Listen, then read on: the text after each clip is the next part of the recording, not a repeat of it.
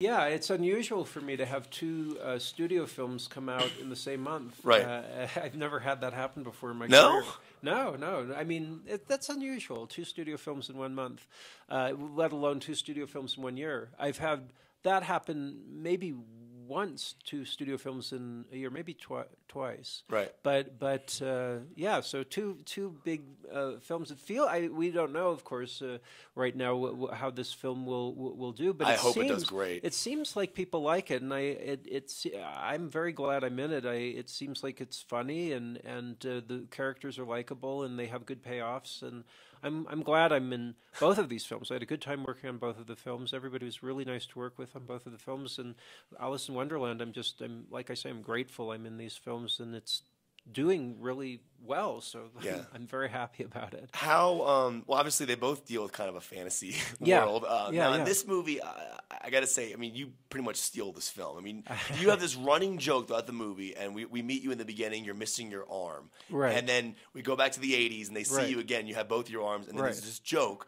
throughout the Yeah. entire film, waiting for you to lose your arm. That's and right. Cordry's just waiting for this to happen. Right. I mean, this might be a dumb question, but where was the arm? Did you have it tied up in behind your back? Yeah, it was behind my back, or sometimes in front, depending on Really? the angle. Yeah, it wasn't that complicated. Just clothing that was fit, so it didn't look too fake. And they selected. There are certain takes where portions of the take work and portions of the take don't work. Right. So, Now, talking about shooting the scenes where you are almost losing your arms, especially the Right. elevator scene. Right, and right. There's so many classic ones. Were Yeah. there other ones that didn't make it into the movie that No, you just shot a ton of them? everything that we shot is pretty much in the film. They used to.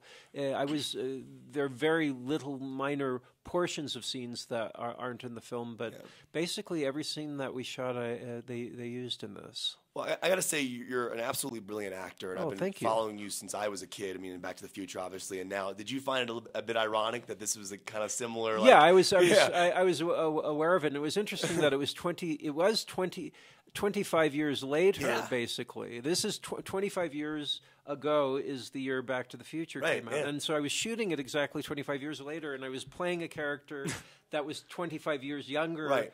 So there were odd. I couldn't help but think back about things having to do with Back to the Future. It was funny. You've done so many different roles, and obviously Robert Zemeckis, doing Back to the Future, you actually worked with him again in Yeah, Beowulf. I had a very good experience working with him on Beowulf. And I yeah. wanted to ask you, because it's something I've always wanted to ask an actor. You actually worked, I believe, with performance capture, motion That's capture. right, yeah. And you were playing Grendel in the. That's right. And you actually, just for my listeners out there, you actually wear a suit, a green suit. Is that how that works? And they capture your image.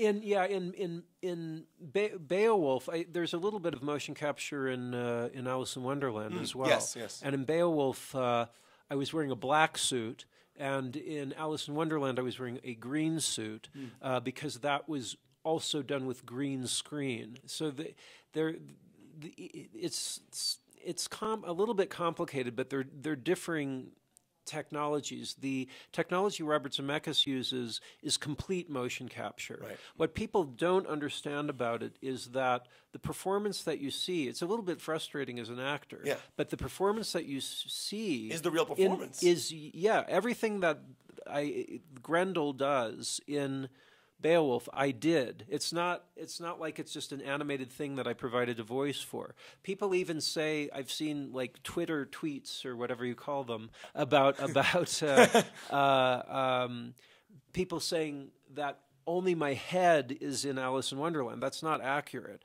All of the motions that my body does are what I did. It's just captured in a different way than it's a traditional capture is through a lens onto a negative. Right. Motion capture is through the motions of sensors that go into a computer, but it's the exact same motions that you're doing. So it's as an actor, it's very little differentiation. Now, we see all of you on screen in Hot Tub Time Machine. That's right. That's all you. That's it's all you in the other movies as well. I mean, I'm so happy Yes. you brought that up because people, referencing, I guess I'll reference Avatar, even though I think that Zemeckis was already doing that many years before Cameron did that. They each use different technologies. But it truly is the actor's performance. You're seeing that. And now talk about, And in fact, it was something that they were very specific about on Beowulf.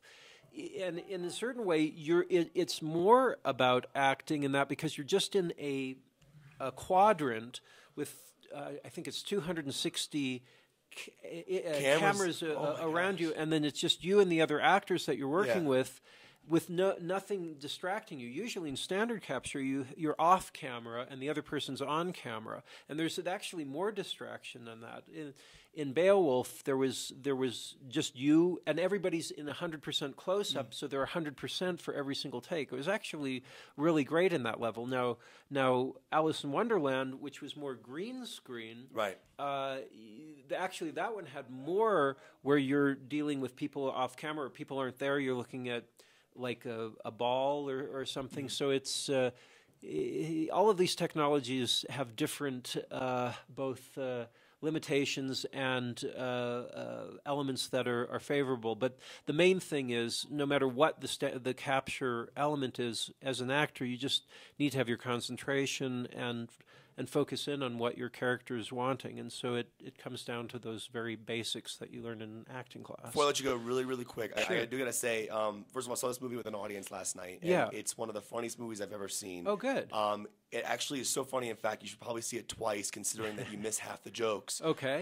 I just wanted to know what your first impression was when you open a script that's called Hot Tub Time Machine. Considering, I mean, it's a great title. Yeah, it is. Yeah. It's one of those titles that you kind of know what the movie's going to be when you hear it, and but the script was being rewritten as we were working on it. And I met with John Cusack and his co-producer, and they had to fit it within a certain time frame, and they had like an opening date already set, and so it was like kind of as we were doing it, a lot of work was being done, and Steve Pink, the director, was very open to organic elements coming into it, and it was an enjoyable process. Well, you were hilarious in the movie. Well, good. And thank you so much for sitting down. Thank you, too. I love how talkative you are. It's awesome. It's really cool.